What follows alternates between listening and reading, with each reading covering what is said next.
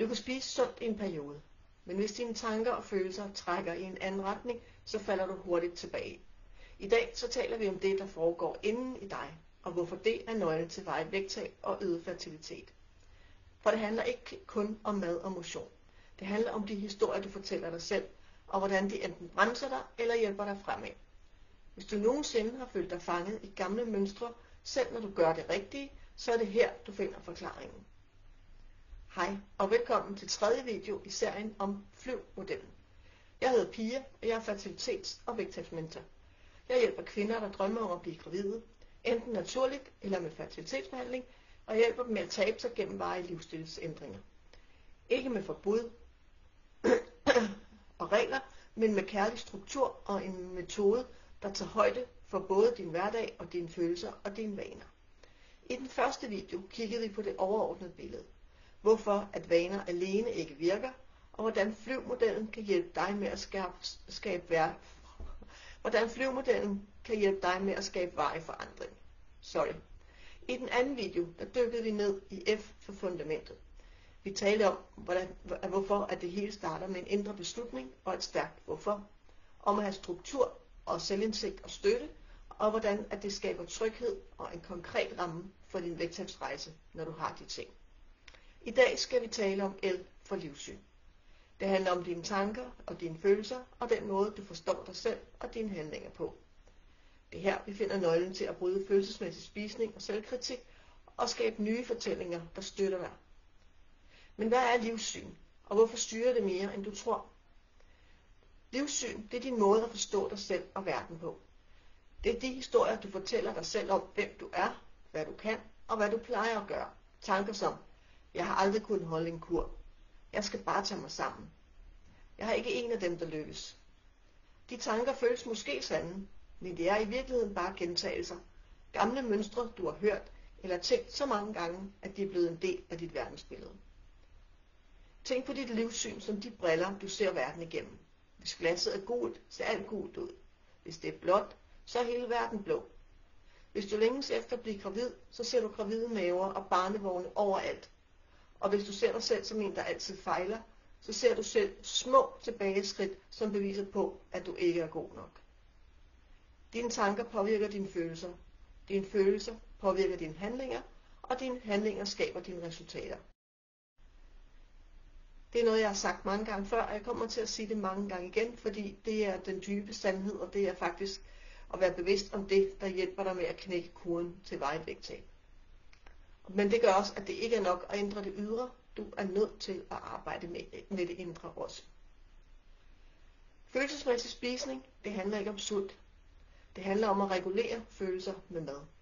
Det sker helt automatisk, når du er stresset, ked af det, træt, ensom, overvældet, eller føler, at det hele ser håbløst ud på din fertilitetsrejse. Det starter tit i det små. Du har haft en hård dag. Du orker ikke at lave mad.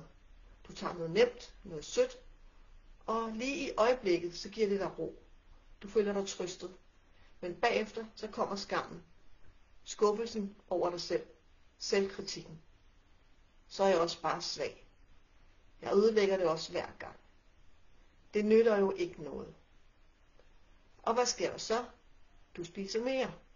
Fordi maden lindrer skammen. Du kommer ind i en spiral af uro, mad, selvkritik, mere mad. Men du er ikke doven. Du er ikke svag. Du mangler bare nogle andre strategier. Det handler ikke om at undgå følelserne, men om at lære at rumme dem, uden at dulme dem med mad. Men hvad så med de her indre stemmer, og hvordan er det, at de saboterer dig og dit vægttab? Jo, vi har alle sammen en indre dialog. Og hos mange kvinder, der kæmper med vægten og fertiliteten, så er den stemme hård. Meget hård. Den siger ting som, du falder jo alligevel i. Du er ikke god nok. Du må bare tage dig sammen. Det er en stemme, der holder dig fanget i skyld og skam. Og det er vigtigt at vide, at den ikke er dig. Den er tillært. Den kommer fra tidligere erfaringer, fra din opvækst, fra samfundets forventninger. Måske fra kommentarer fra sundhedspersonale, fra lærere, fra familie, fra skole. Og den er blevet gentaget så mange gange, at du tror på den. Men det gør den ikke sand. Og husk det. Det er meget vigtigt. Jo mere du tror på den stemme, jo mere holder du dig selv fast i det gamle mønster. Og det føles som selvbeskyttelse, som om du forbereder dig på at fejle, så du ikke bliver skuffet.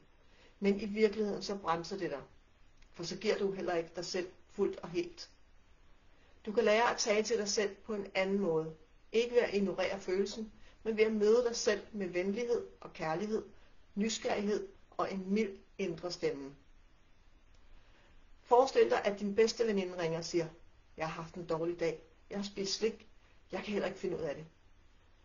Du vil jo aldrig råbe af hende eller sige, det er også for dårligt af dig. Men det er det, mange af os gør ved os selv. Vi skælder os selv ud i håb om, at vi så tager os sammen. Men skam og skyld, det skaber ikke forandring. Det gør venlighed og selvkærlighed og også nysgerrighed. Selvstøtte handler ikke om at give slip på sine mål. Det handler om at støtte sig selv undervejs. Og det kan være små ting, som at tage et glas vand i stedet for at gå i slikskuffen, tage 3 dybe vejrtrækninger, når du mærker uro, eller skrive dine tanker ned i stedet for at dulme dem. Så kan du bruge stop-modellen. Stop, det står for S'et står for stop, push it not, og læg mærke til, hvad der sker. T'et står for træk vejret og mærk din krop. O'et står for observer tanken eller følelsen uden at dømme. Og P'et betyder prioriter en handling, som støtter dig. Det kan være at gå en tur, drikke noget vand eller skrive dagbog. Altså S, stop, T, træk vejret, O, observer tanken eller følelsen, og P, prioriter en handling, som er god for dig. Det handler om at være med dig selv og ikke imod dig selv. Følelsesmæssig spisning, det har som regel en funktion. Den giver dig ro, og den dulmer, og den hjælper dig med at holde sammen på noget, der føles uoverskueligt. Og det er vigtigt at forstå, at det ikke bare handler om dårlige vaner. Det handler om overlevelsesstrategier, der har fungeret, men som ikke længere tjener dig. Det handler ofte om overansvar. Du tror, du skal klare alting selv. Høje krav. Du skal klare det hele perfekt. Eller behov for kontrol, når livet føles uforudsigeligt. Når du begynder at forstå, hvorfor du spiser, som du gør, så kan du møde dig selv med omsorg. Ikke dømme, ikke skamme dig, men være nysgerrig. Hvad havde jeg brug for der? Når du lærer at regulere dine følelser på andre måder, så begynder du også at mærke, at du har et valg. Og det valg kan blive starten på noget nyt. Men hvordan begynder du så at ændre dit livssyn? Første step. Bliv opmærksom på dine automatiske tanker. Og andet step. Udfordre de her tanker venligt og kærligt. Er det sandt? Altid? Hjælper det mig at tænke sådan? Og endelig step 3. Vælg en ny tanke, som du kan tro bare lidt mere på. For eksempel, gå fra, jeg fejler altid, til, jeg lærer stadig, og det er okay at falde i. Eller, jeg er for langsom, kan ændres til, jeg tager det i mit eget tempo, og det er okay. Du behøver ikke tro 100% på den nye tanke fra start. Bare lidt. Tro på, at det er en mulighed for, at det er sådan, det er, eller kan blive sådan. Og bare nok til, at du kan handle anderledes næste gang. Det kræver øvelse, men det virker. For når du ændrer de historier, du fortæller dig selv, så ændrer du også, hvordan du handler, og hvad du tror, du kan. Og tro bliver til viden. Vi har i dag talt om det indre liv, dit livssyn, dine tanker og følelser, og hvordan det former din valg, din sundhed og din babydrøm. Det er ikke bare handlinger, der skaber forandring. Det er det, der driver dem. Så for at opsummere, dit livssyn styrer, hvad du tror, du kan. Følelsesmæssig spisning handler om følelser, ikke svaghed, heller ikke sult. Du kan lære at støtte dig selv, i stedet for at kritisere dig selv. Og nye tanker skaber nye resultater.